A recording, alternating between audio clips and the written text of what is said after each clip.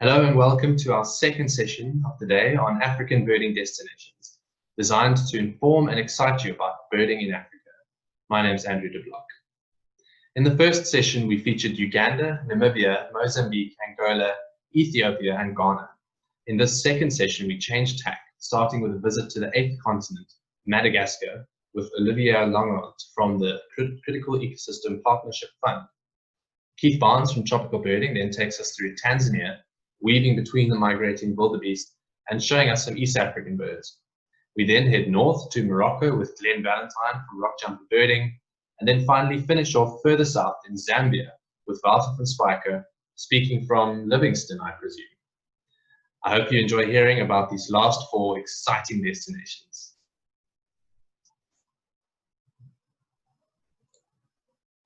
Hello, friends of the birdwatching community. I'm recording this message from Washington, D.C. in the U.S. My name is Olivier Langrand, and I'm the Executive Director of the Critical Ecosystem Partnership Fund, CEPF. But I'm here to talk to you about a birding destination, which is Madagascar. And I want first to thank BirdLife South Africa for holding this Africa Bird Fair, even if, because of COVID-19, this year this bird fair has to be done, through the means of Zoom or Teams or Skype. So I think that hopefully you will get the information you're looking for, and that you will promote the different destination in the African continent and Madagascar for birders to come and discover the unique avifauna of this continent. I would like to just detail a little bit the reason why, a visit to Madagascar would be important. Madagascar is the fourth largest island of the world, with covering 600,000 square kilometers. So it's a very large island. And one would accept that it hosts, hundreds of species of birds, but actually it's not the case. It holds only, 306 species have been recorded in Madagascar, and this includes not only the resident species, but also a number of migratory species and also accidental species.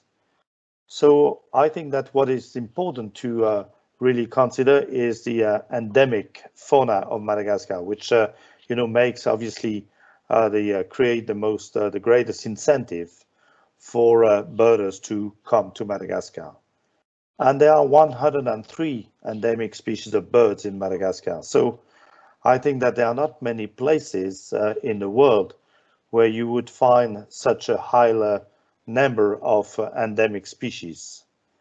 And the level of endemism in Madagascar is not restricted to the species level. It also covers, a high level of the taxonomy.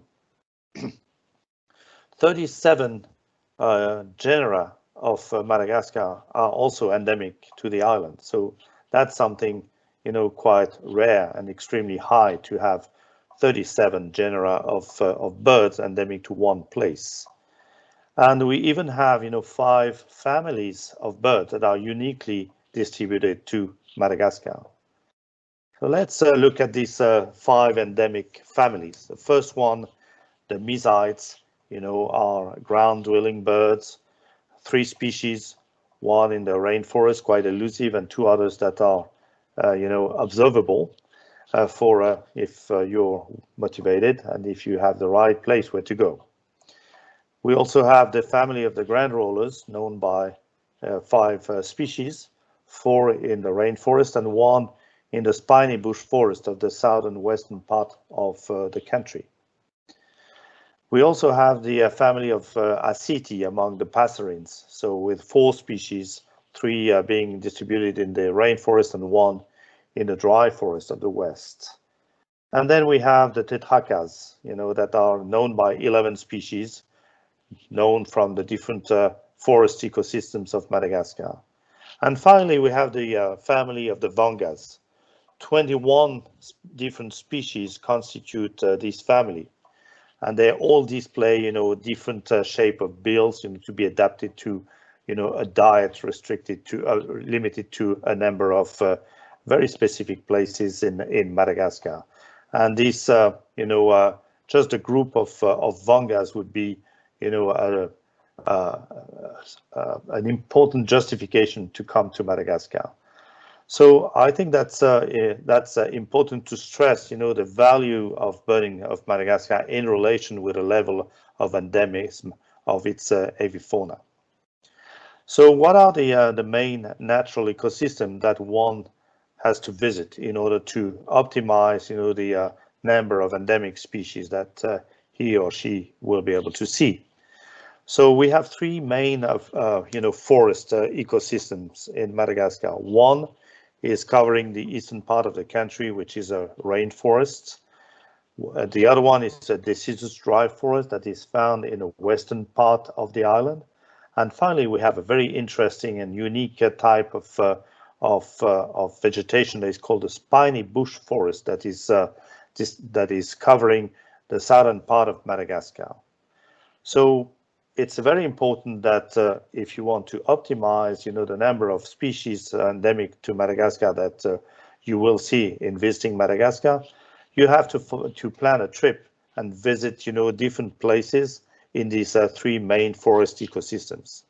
So I would say that in the eastern part of Madagascar, where the rainforest is distributed, visiting the National Park of Mantadi and the forest reserve of Periné would be something very important, and would yield a good list of endemic species. Another visit to the Ranmafan National Park that is in a central south of east of Madagascar near the large city of Fianarantsoa would be also a very important visit to pay. And finally, for those who have time or a little bit more adventure, going to the Mashwal Peninsula in the northeastern part of Madagascar would also be a very interesting trip. As far as the west, deciduous dry forest of the west is concerned, so I think that you have to plan a visit to Ankara-Fanska National Park that is located about 150 kilometers from the major city of Mahajanga.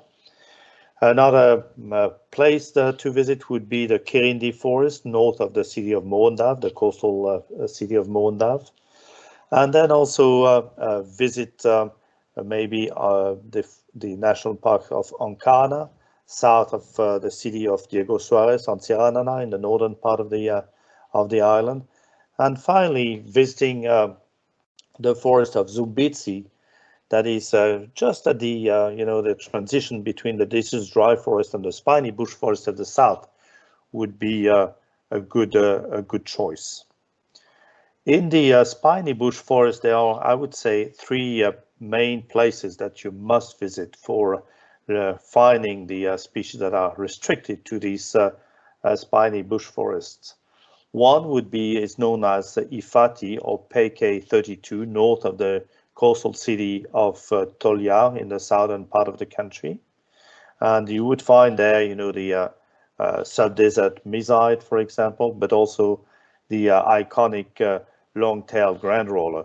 And that's something that would be a very important thing to put on your list because they are very iconic species.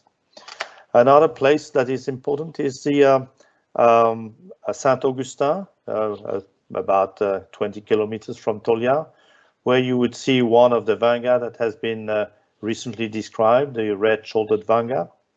And also, don't forget that beside these three main of forest ecosystem, you also have very rich wetlands in Madagascar, so lakes and rivers. You must pay attention to these while visiting Madagascar, because they also hold a number of endemic species. The thing I want to also cover is the time to visit. So the best time would be from mid-August until the end of November, before the beginning of the breeding season and before the rain starts. So it would be a good time. If you come before the mid-August, you would be during the cold season. So which means that you would see a little bit less, but you would still be able to see a lot of things, and you would be able to travel about everywhere. after the mid-November, you may have some rains starting, so which may limit your ability to travel around and to see some bird species. One additional thing I wanted to mention is that when you visit a country, you'd like to be sure that you have a good field guide to identify the species that you will observe. And for Madagascar, obviously, we have, this recently released field guide that covers Madagascar and Indian Ocean Islands, and another one, that covers also the same geographic areas. So you can be sure that if you observe birds under good condition, you'll be able to identify them. The other thing that is also very important to stress is that Madagascar has, in the different parks and reserves that you would visit, there are a very large number of highly skilled local guides that would be able to guide you in the forest, so you don't get lost in these forests, but also are very skilled to find the birds and identify them. And they are not, obviously only bird guides. They know a great deal about the rest of the fauna of Madagascar, especially the lemurs, and also about the unique flora of Madagascar. So these are very important elements I wanted to bring to your attention. And also the fact that birding in a country like Madagascar is contributing tremendously to the economic development of the nation, but also, benefiting to local communities that are, very often the steward of the forest that is under protection. So I think that these elements will create an incentive for you to visit, the operator exhibit and learn more about Madagascar as a birding destination. Thank you very much for your attention. Hi, my name is Keith Barnes. I am the owner and director of Tropical Birding, which is a worldwide birding and photography tour company. We are running over 100 tours a year to over 70 destinations. Tanzania is my absolute favorite destination to lead tours in and to guide in and to spend time in. And I'm going to try and tell you a little bit more why in the course of this quick slideshow. All right, so we've only got 10 minutes. If I do not get around to describing all the different birds to you, please just look on the slides. There are captions there. So what is it about Tanzania that makes it so special? Well, let's just quickly look at the numbers. With 1,116 birds, that's the third highest bird total anywhere in Africa. It's a phenomenal number of species. But it's not just the diversity that's in Tanzania that's impressive, it's also the number of endemic birds, with 30 geographical endemics, but more importantly, 52 EBA birds. EBA birds are birds that may be shared partially with Malawi, partially with other countries. That's 52 restricted range birds with very small global ranges, for which Tanzania is one of the major countries in the world to attempt to see them. Nearly 60 species of raptor. For those raptophiles amongst you, it's just, wow, just phenomenal daily. And it's not just the diversity, but it's more the fact that you're seeing big numbers of birds of prey just about every day. Mammals, well, of course, it's known for its megafauna, but it's more than that. It's number 4 in Africa in terms of the diversity of mammals it has, and it has over 42 endemic species of mammal. I mean, this country is just wall-to-wall biodiversity. If we go down to the map on the bottom right, you'll see that the country is sort of starkly divided in its protected areas. It's got 33 protected areas, 80 IBAs, 6 biome restricted assemblages, and 6 endemic bird areas. So in terms of the south, the Southern Arc Mountains, it's not like Namibia where you could go there and maybe spend 3 weeks and see almost everything that's there.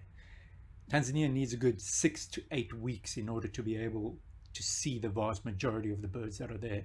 That's partially because of access and then partially because of its incredible diversity. The most tricky and difficult area to access is what we call the Southern Arc. This is a range of mountains which are incredibly ancient, and they hold the vast majority of Tanzania's endemic birds actually. In order to get into these places, you have to do 3 tough mountain hikes in the Udzungwa range, in the Ulugurus, and again in the Akagurus. And each of these places hold their own endemic birds. You're camping, and by camping I don't really mean sleeping in a luxury tent, but rather typical A-frame tents, eating bully beef and beans. It's pretty tough going, but it's also really fun and challenging. There's some of the least known birds in Africa are seen in these amazing mountains. It is just gobsmacking in terms of the beauty and the scenery that you're getting to see. You can walk for days in this kind of habitat without seeing anybody except for your campmates. It truly is phenomenal. The top right, we have a few of the sort of grassland type species, blue swallows, which will be familiar to folks from the south, but you're primarily focusing on these pockets of forest, these ancient things which may actually even be connected to Gondwana land and some of the Asian forest patches. That's how old they are. And in these places, you're dealing with some of the most restricted range and least seen birds anywhere in Africa and indeed on the planet. So things like Aringa acalat, look, it's not exactly a looker, but it is an incredibly scarce and enigmatic bird. Dapplethroat, it's in its own family with spot throat, and another species of Elodopsis. But these are sort of deep node, ancient lineage things that are living in these crucially old, ancient mountains. And so, yeah, with 14 restricted range endemic species to these mountains, if you really have serious designs on seeing most of what Tanzania has to offer, you're going to have to get in there at some stage. Of course, this may not be for everybody and isn't for most. And so the vast majority of people that do go to Tanzania skip this area. But it doesn't necessarily mean that you have to skip the south entirely. Mikumi and Selous are two great reserves with plenty of excellent infrastructure, including fantastic lodges and good safari type companies that can take you in there. The Miombo is a very interesting type of vegetation. It's a broadleaf woodland. And as we go further north in the Miombo, it tends to get richer and richer in terms of the species, and particularly the Miombo specialty birds that it has. So while you may well be familiar with some of the species on the left there, what you probably won't be familiar with are things like red and blue sunbird, red-capped crombeck, Stearling's woodpecker, pale-bill hornbill. All these birds come into their own further north and add a whole suite of really, really fun, cool, interesting lifers for many people. Kilombero, I don't have any pictures from Kilombero, but it's an interesting swamp system that was discovered in the 80s. Turns out there are 3 species of bird endemic to the Kilombero area, 2 cisticolas and a weaver. It still is one of the least known parts of the country and indeed the world, and well worth really rewarding spending time in these sorts of places. Of course, most people tend to just go to northern Tanzania and enjoy themselves on the well-heeled, beautiful northern safari circuit. I love this place to guide. And the reason is because I can absolutely do no evil as a guide. I can never be wrong. It's amazing how I can keep almost anybody with any variety of interests happy, whether you are a rabbit twitcher, a mild-mannered naturalist, a photographer, a child. And that's because wherever you go, you're in stunning, wild wilderness areas with fantastic accommodation where you get looked after exceptionally well. The trip is active, so it's busy and we're seeing stuff all the time, but it's also quite relaxing because there's not a lot of physical activity. And that's easy because wherever you look, there's spectacles. So this is not to say that you're not enjoying as many different species and things that you can, but there's the backdrop of these spectacles. But whether there's 100,000 wildebeest in the background or 50,000 flamingos, there's a whole bunch of things happening in the foreground in front of you, and it's just non-stop action no matter where you go. So Pemba, this is a small island which is separated from the Tanzanian coastline by a very, very deep water trench. And what that means is that Pemba has developed a suite of 4 endemic birds plus a whole bunch of other weird endemic things. And once you've wrapped up all these amazing creatures, you sit down on a pearly white beach, sap up a martini or a gin and tonic, and if that's not your style, you can also go wading in the water, have a swim, or go snorkeling on some of the best snorkeling reefs in East Africa right off the beaches there.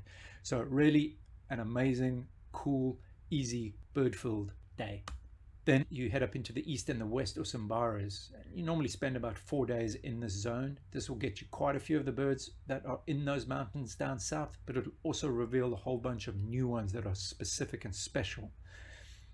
This area is full of tea plantations and has been quite heavily deforested, so it's not quite as wild and beautiful as the far southern mountains, but nevertheless it has a bunch of really, really cool birds and mammals, including the critically endangered long-billed tailorbird, African tailorbird, and then the spot throat, which is related to dapple throat in that unique family of birds that are restricted to the African ancient mountains.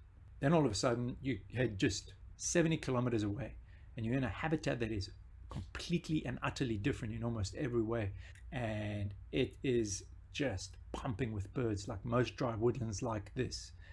Then we head off to Arusha, and the northern capital of Tanzania. As we can see in the photo on the top left, the giant great mountains Kilimanjaro and Mount Meru, which Arusha National Park is on, which is a great place to visit. It's full of mammals, but it's also full of great birds, such as the bar-tailed trogon that you can see on your far right. And then a little bit to the north, which we call the Lark Plains around there. And it's just thronging with other different dry country birds to what Mkomazi's got. And its own special bird, Beasley's lark, down in the bottom right, which has maybe a population of around 250 individuals and is restricted to a tiny patch of little desert grassland. As you can see, as we head onto the classic safari circuit, it's not exactly roughing it, is it? Right. Then we head to the first of our main national parks, Tarangire and Manyara. Tarangire is well known for harboring a few of the special Tanzanian endemic northern birds. But Tarangire is just this wonderful baobab clad, almost parkland-like thorn trees and moist savanna. It's also just got an absolute ton of elephants. But as you can see, a whole slew of more interesting, great new birds to be seen here. Ngorongoro crater really doesn't need any introduction. The picture at the top center is what you get to see when you drive up to the edge of the rim. You peer over the edge and just notice this plain dotted with animals as far as the eye can see, and the densities, and it's really is very, very overwhelming. One of the main things we look for there, if you look at the right, are the stunning golden-winged and Takazi sunbirds around the crater rim edge. And when you drop down into the crater, you're seeing things like superb starlings, great crowned cranes, and of course rufous-tailed weaver on the left there. Moving on from Ngorongoro, we head through Olduvai or Olduvai and finally get to a place which I would say is my favorite place on my favorite tour to be. In Dutu, we tend to visit between February and April. This is when the wildebeest have come south. The females are all calving, and all of a sudden you've got this just thronging plains with baby wildebeest running around everywhere. The predators trying to get to the wildebeest. There's just tons of really cool birds in this area as well. The other nice thing about it is that the Ndutu area only has a few camps, and so you are absolutely guaranteed not to be bumping into people left, right and center all the time. The other famous residents of Ndutu are of course the cheetahs. Everybody loves spending a little bit of time with these phenomenal cats. That's the great thing about Tanzania, is when you're looking for mammals, you're finding birds. When you're looking for birds, you're finding mammals. When you're looking for those, you've got a backdrop of spectacles. That's just the way the place is. And then last but not least, everybody will have heard of the Serengeti. When I tend to like to run our trips, the wildebeest have moved away from the Serengeti and they are in the Ndutu area. But even for our trips, it's well worth visiting the Serengeti because of the phenomenal and incredible bird life. That's kind of what it's all about. It's finding all these rare, exclusive, localized birds while you're busy watching things like vultures on a kill. So that's pretty much the talk. I would just like to acknowledge Ken Behrens and my other tropical birding colleagues for some of the great photos they let me use for this presentation. I just also like to say that your average trip to Tanzania should net you between 550 and 600 bird species and probably 60 mammal species, probably somewhere between 14 and 17 days. But the thing about this place that never gets dull are the daily spectacles and the unforgettable memories. Come and check out more at the Tropical Birding and Virtual Stand if you'd like to hear more about what we do and who we are. Thanks very much for listening and have a great fair.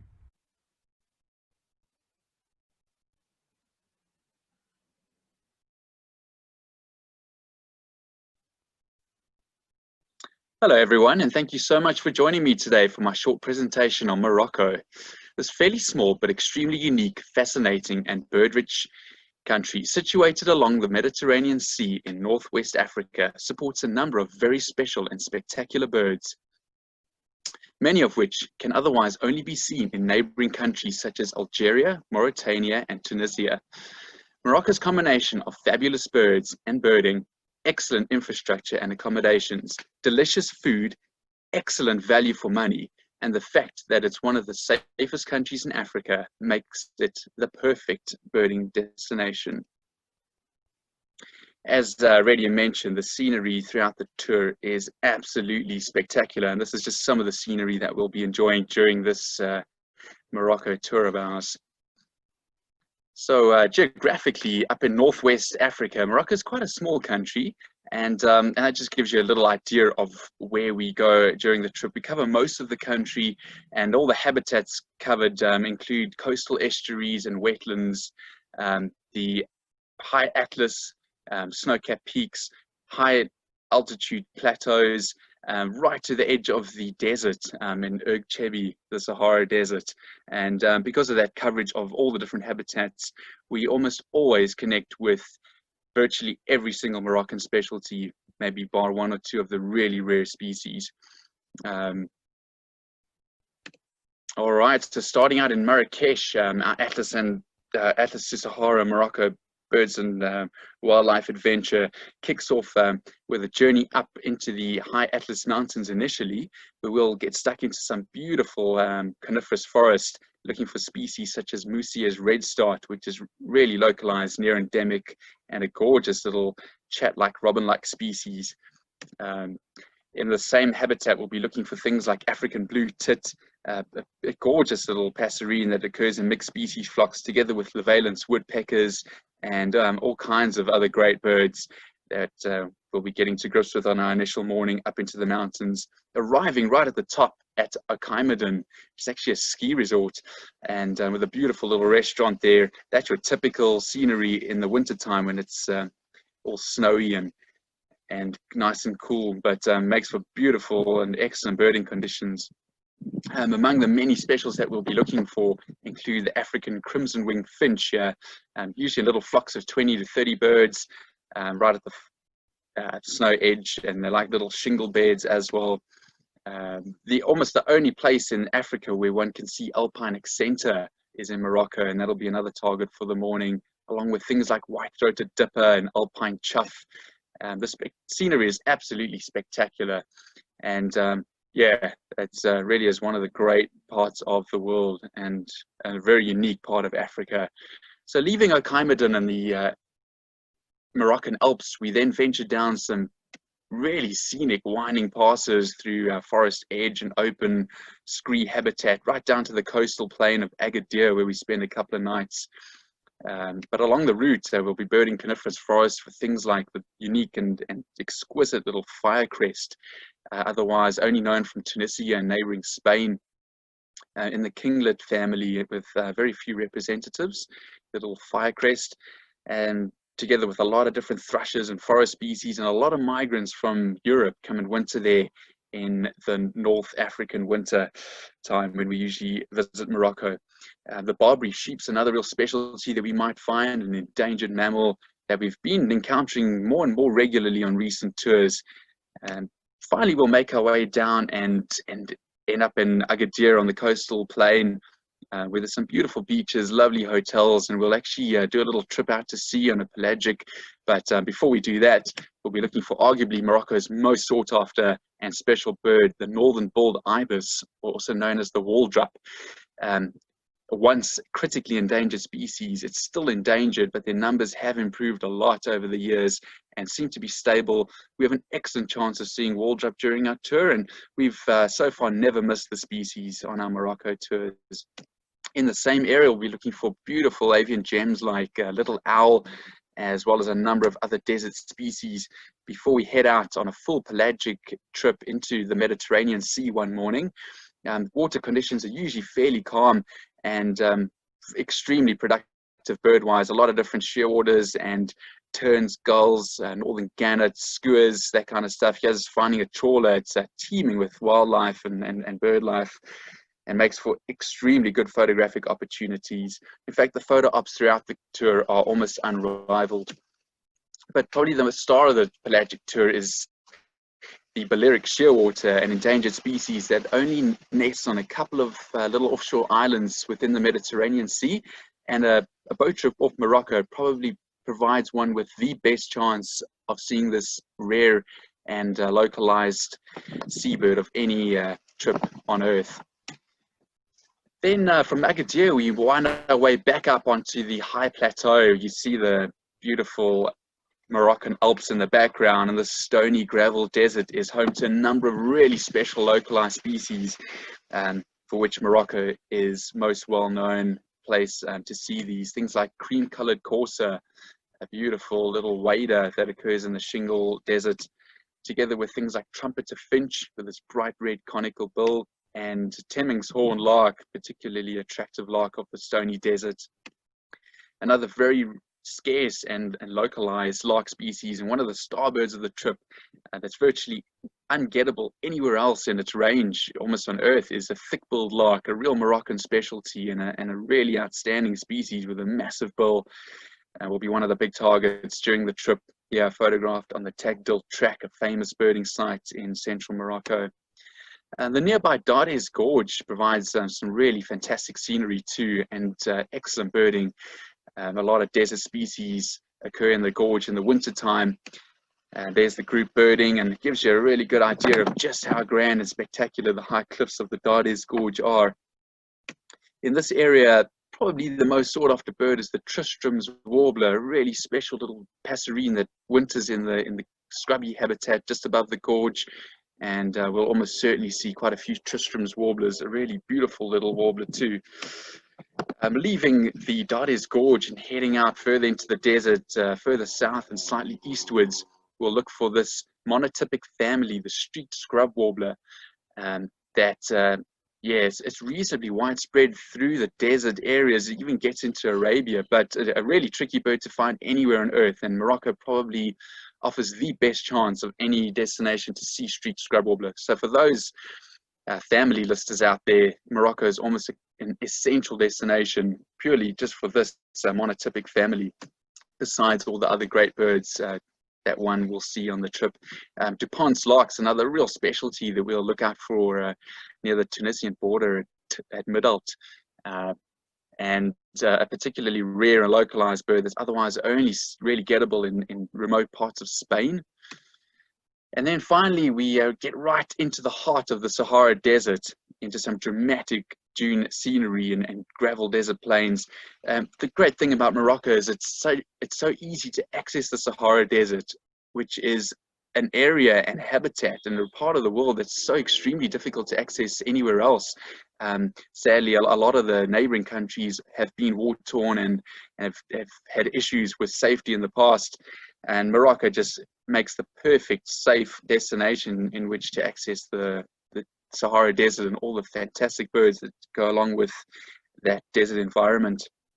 And so, yes, scenery spectacular, photo ops are unrivaled, and we'll get stuck into some awesome birding during our full day around Erfurt and Erg Chebi in the dunes. And these are crowned sandgrouse that we'll be looking for in the early morning, together with a lot of other sandgrouse species, spotted and pin-tailed sandgrouse, to mention just a few, together with hopefully some roosting Egyptian nightjars, incredibly well camouflaged species and difficult to find everywhere in its range, but we usually manage to find one roosting bird during our day in the desert.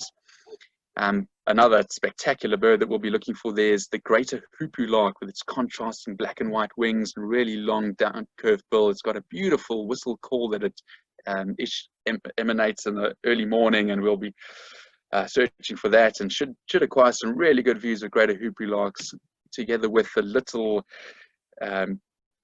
really range restricted and unassuming but quite attractive African desert warbler, as well as desert finch that it breeds and only occurs in tiny oases right in the heart of the desert, and little palm studded oases amongst the dune environment. And yeah, desert sparrows are really pretty and very special little birds that we'll be looking for, together with loads of other fantastic birds, even a chance of Tubara bustard, and here in the more mountainous areas, pharaoh or desert eagle owl is a real specialty that we'll be searching for.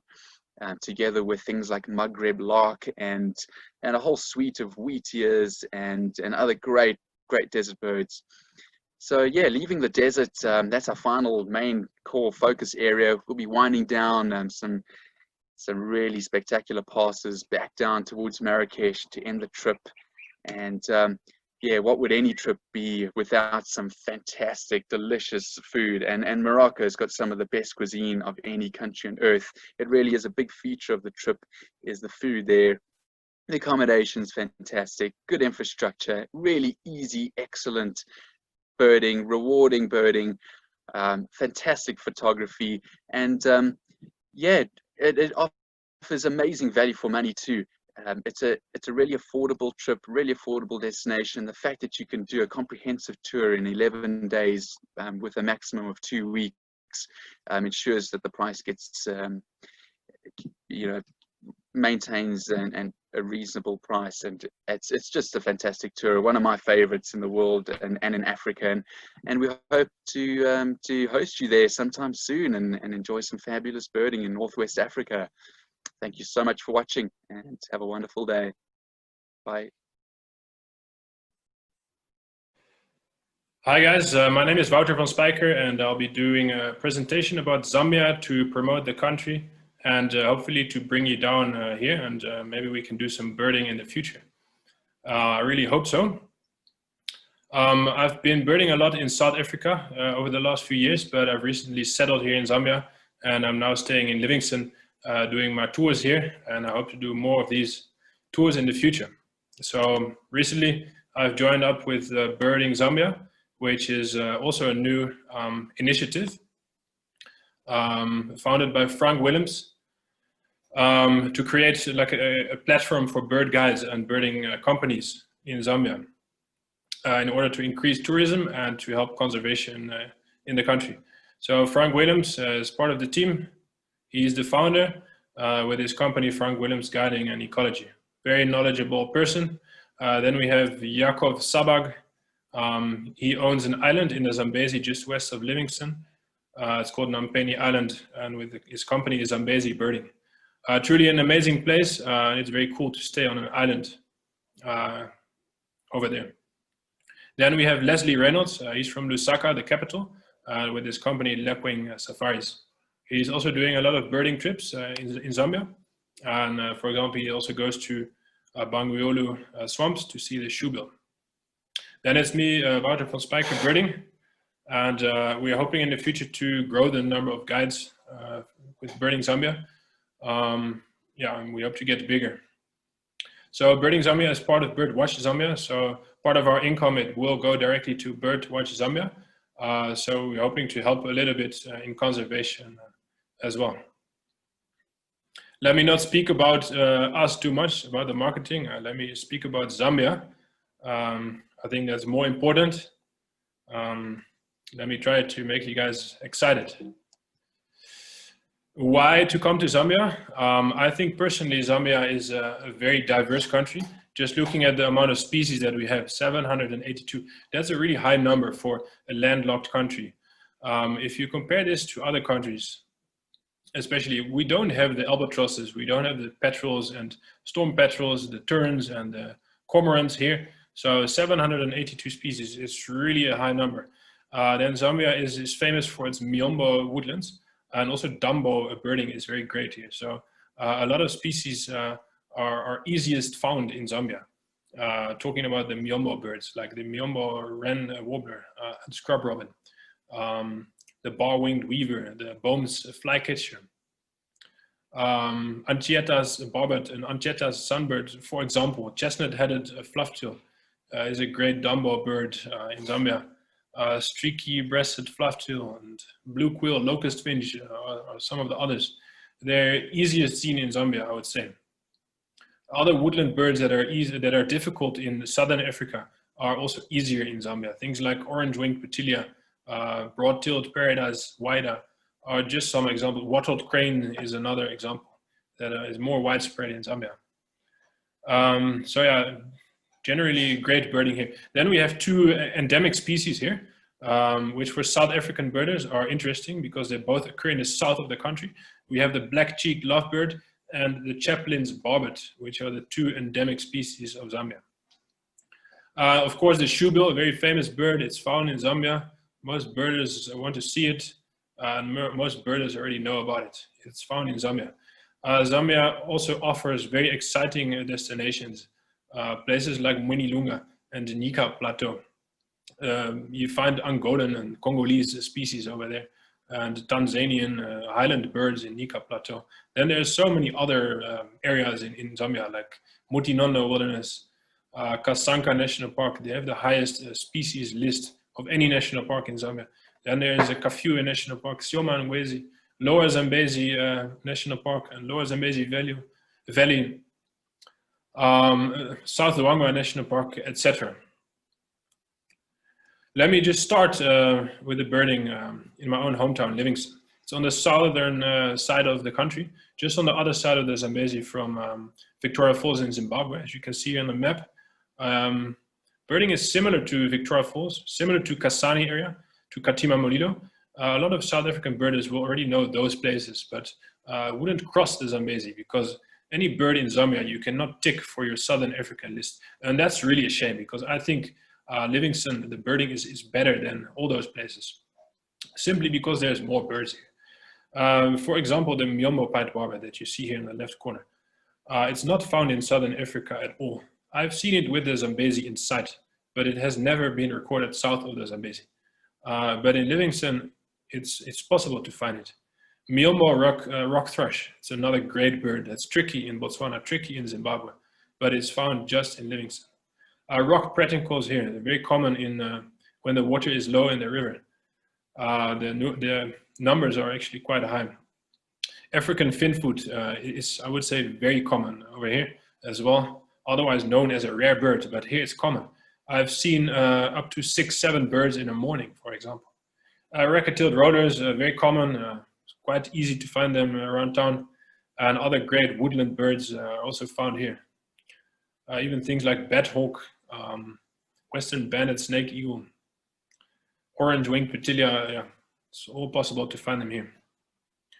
If you're in Livingstone, it's very much recommended to combine it with a trip to see both of the endemics in Zambia, simply because they're not found very far away from town. Black-cheeked lovebird, for example, the area, its distribution that you can see over here, it's only a few hours of a drive away from town. It's really difficult to find them though. They're found in Mopani woodlands, and it's kind of a needle in a haystack mission to find them. So you really need to know where you're going. And yeah, the area is a maze and the roads are very bad. So best is to book a day trip and or even a short tour to go and see this bird. And then, yeah, it's a beautiful little parrot, very much worth it to see it. And as you can see, tiny distribution. The birds don't actually reach the border that much. Their main distribution is between the Machili River here and the southern edge of the Kafue National Park. This you can combine easily also with a day trip to, or a few days trip to the Choma area, mainly to see the Chaplin's barbet, also a very localized endemic, and it favors the open savannas with a lot of grass and fruiting trees like the sycamore fig that you see here. Very beautiful bird, unique looking for a barbet, and with a very tiny range as well. Choma is also a very great area for other birds like Fullerborn's longclaw, not found in Southern Africa at all. Just like the sooty chat, the white-winged black tit. It's a great area for Shelley's sunbird. There's just things like yellow-bellied and southern Hyliotas, a lot of other Myombo birds, tree pipit here, collared flycatcher. There's so much more sunbirds, western violet-backed and western Myombo variable sunbirds, all found here. So yeah, if you come to Livingstone, definitely do the lovebird and the Choma area as well. A few hours further away from Livingstone is Lochinvar National Park on the way to Lusaka, and especially this Chunga Lagoon, a huge lake that you can see here. Part of the Kafue Flats, that's a floodplain system of the Kafue River. And it's almost a saltwater lake. The mineral level is very high, so it's attracting coastal birds and very rare birds. There's a long list of rarities that have been recorded here. Just look at a few that we found this year. It's really incredible and almost unbelievable. At least I have the pictures to prove that. Like this one, the little tern. We found a little tern in March this year. That's the first record for Zambia and the furthest ever inland and southernmost inland record ever in Africa. And in April, there's even 2 of them around. Pacific golden plovers, 2 of them we found in March, and they were still around in April as well. This one is going into a breeding plumage already. Also a bit of a saltwater species as well. Then Terek sandpiper, that was only about the 25th record for Zambia. The Pacific golden plover, by the way, was only the 8th record for Zambia. We had Cape shovelers around, and they were actually breeding, and that's the first breeding record ever for Zambia. And also a bit of a salt water or salty condition bird, and the 8th record for Zambia as well. Cape teal is also a true vagrant to Zambia with only a few records. They were also present in April. As I said before, I think gull-billed terns, they're actually not much of a vagrant. They're actually visitors to the area, and sometimes present year-round as well. Just have a look at this list of other rarities that I didn't photograph, but we still found this year. Lesser sand plover, red-rumped swallow, Eurasian curlew. Look at these more than 1,000 African skimmers we had in April together. Over 500 lesser jacanas, lesser black-backed gulls, just almost unbelievable.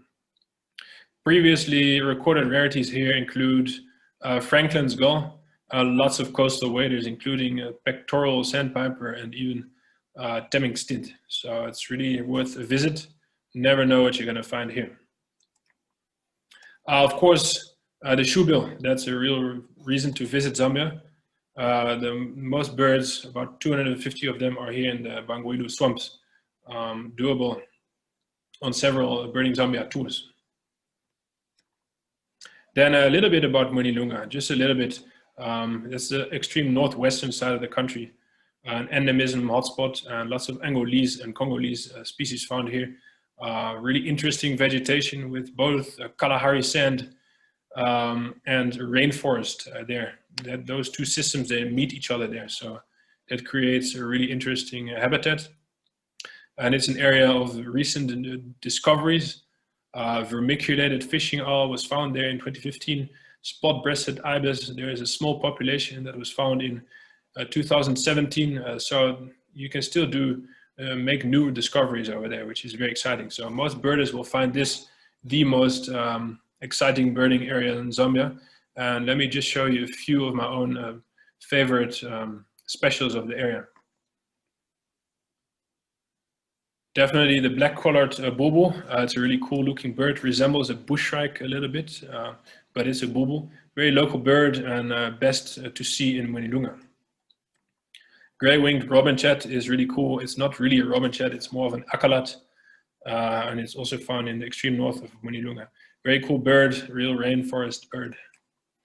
White-spotted flufftail, very cute. Also a real rainforest bird and found in Monilunga. Always a favorite of mine.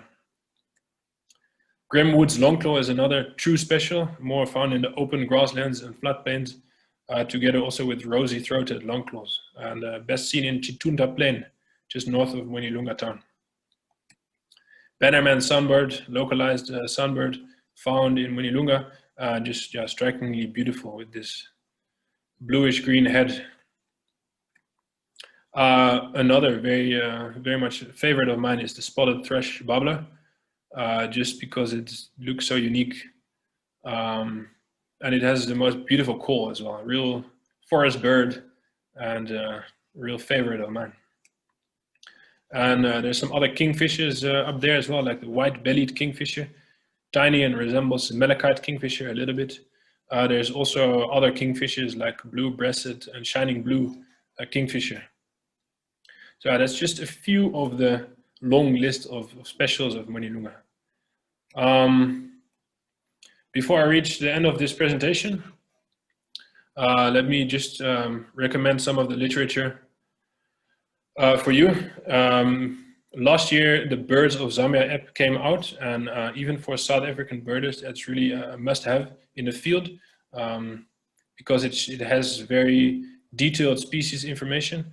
It also has very accurate distribution maps, and it has most of the bird calls as well. So a really useful tool in the bush. Then Pete Leonard's book about the important bird areas in Zambia, all 42 of them. If you would like to learn more about birding areas in Zambia, then this book is a definite recommendation. I would have loved to include more of Zambia, but yeah, this is a short presentation, and the best is to actually come and visit Zambia and do a tour here. So I really hope you enjoyed this and you learned a little bit, and I also hope we might meet in the future. Thank you very much. Thank you for listening, and cheers. Bye-bye.